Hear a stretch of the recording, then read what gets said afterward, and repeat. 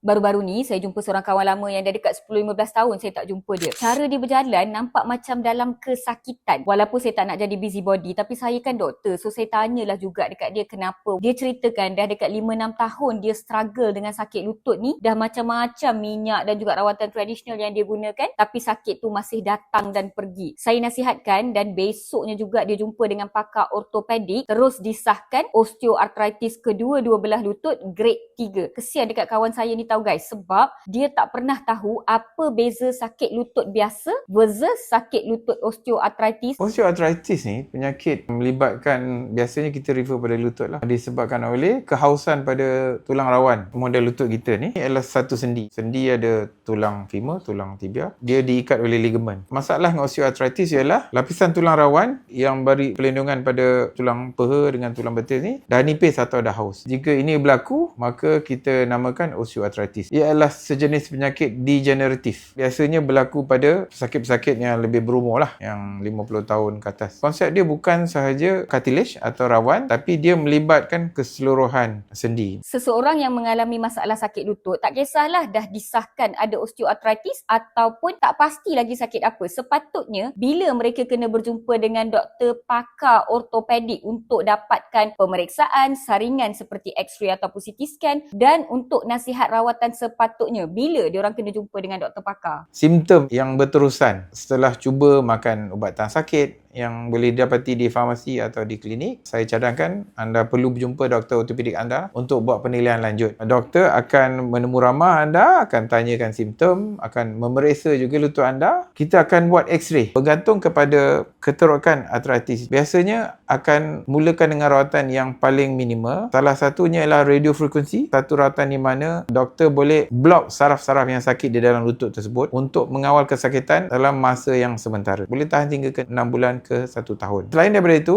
imbasan MRI ada menunjukkan kecederaan-kecederaan lain seperti loose body atau meniskus yang koyak. Doktor juga boleh mencadangkan artroskopi. Kamera dimasukkan ke dalam sendi untuk melakukan diagnosis dan juga rawatan. Sekiranya pesakit masih lagi mengalami kesakitan yang melampau, tidak boleh dikawal dengan semua rawatan lain, rawatan terakhir ialah knee replacement. Satu rawatan di mana permukaan sendi yang telah rosak ini akan dibuang oleh doktor dan kita gantikan dengan permukaan palsu. Biasanya metal dan plastik. Masalah sakit lutut ni kan sebenarnya macam pandemik jugalah dekat Malaysia. Tak kisahlah lelaki ke perempuan ke, yang bersenam ke yang tak bersenam pun ramai yang mengalami masalah sakit lutut. Sebenarnya apa tips untuk mencegah dan juga merawat osteoartritis? Pencegahan nombor 1 ialah berat badan. Berat badan kita, BMI kita mesti optimize. Jangan jadi overweight, jangan jadi obese. Itu faktor utama. Yang kedua, aktiviti kita seharian. Kita perlu amalkan hidup sihat. Perlu aktif, melakukan senaman untuk menguatkan otot kita.